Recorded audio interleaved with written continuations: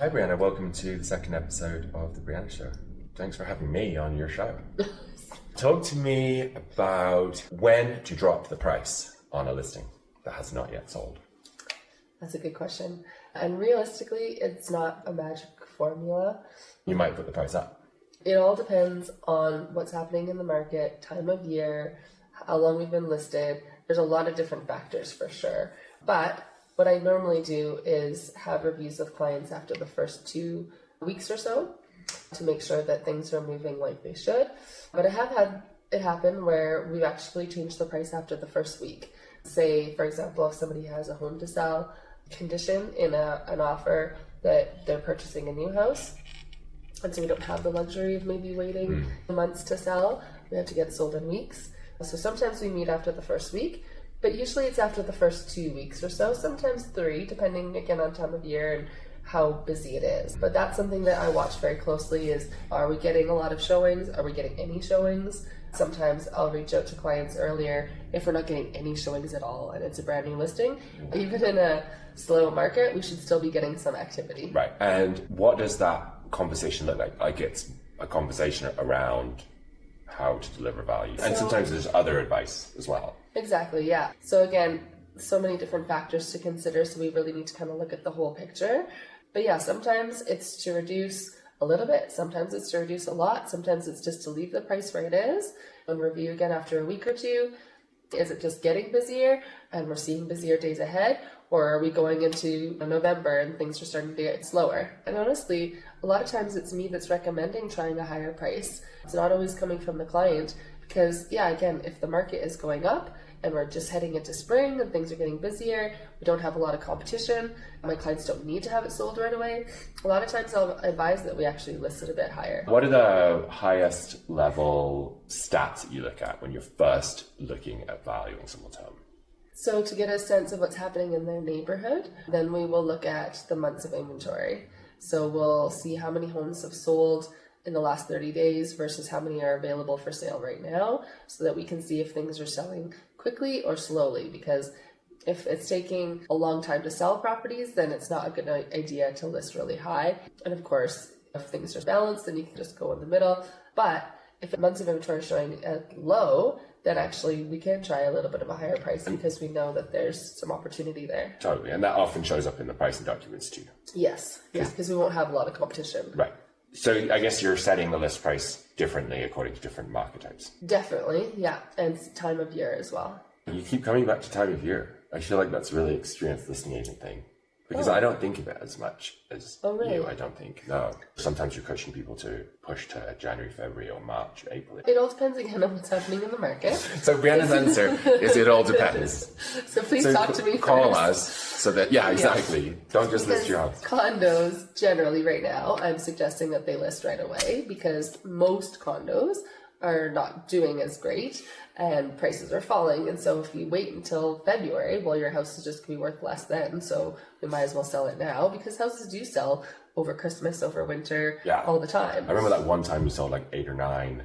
It wasn't quite that many. 4 offers between Christmas and New Year's. Yeah. Anyway, homes still sell over the winter, so it is still advisable to list at this time of year for certain reasons. I mean, I have another client that I just met with recently who's looking to leave for health reasons. And again, like even if the market goes up a little bit between now and then, but yeah, for sure, if there's people that are not in a hurry, happy to wait, usually around end of November, early December is when I'm recommending that people start waiting until the new year. Okay, oftentimes you have clients who come into the system, into your life that you don't know, right? They maybe haven't even been referred by a client, so it's like a cold sort of situation. They might call 3 realtors and ask for prices. And that's tricky, right? Because you want to try and make their dreams come true. But I mean, you tell me. Yeah, I guess I have a different philosophy because they're all tricky in a way because I would love all my clients to sell their houses for way more than they think they're worth. $1 billion. But even if it's a new client, I still don't want to mislead them. I still don't want them to think that their house is worth more than it is. And then they end up having their house sit on the market unnecessarily, which is stressful, especially when you have kids, animals. We don't want houses listed for a long time.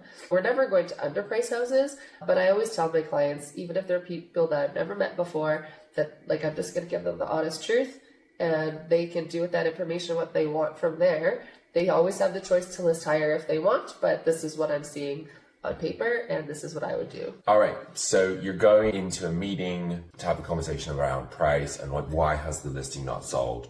Are you going in prepared? Are you just like rushing it? What's the deal? So we call those our listing reviews, and I definitely prepare for those, definitely. Most meetings I'm preparing.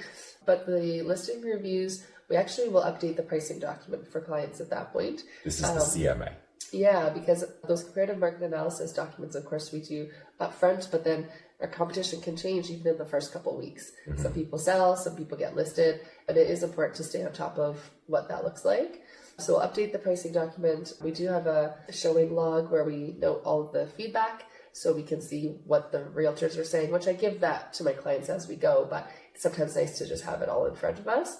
And then we'll look and see how many showings are we getting? Are we getting the showings that we need to generate an offer?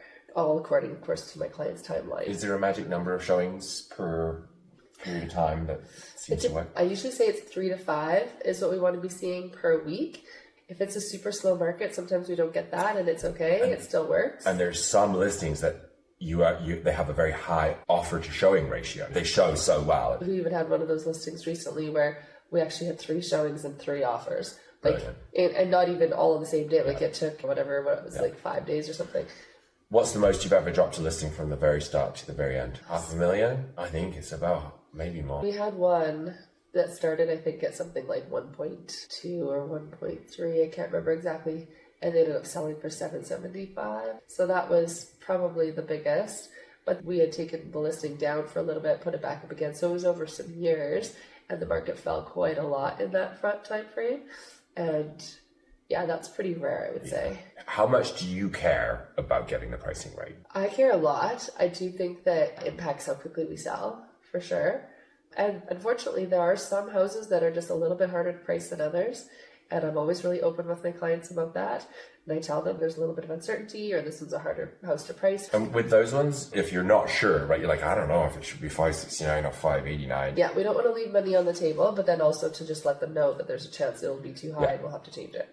I think the only danger zone is we all need to be like on the same page, right? We're going to do this, but then we're going to have that meeting 2 weeks from now, because what we don't want to do is do this and then leave it there for 8 weeks. Yeah.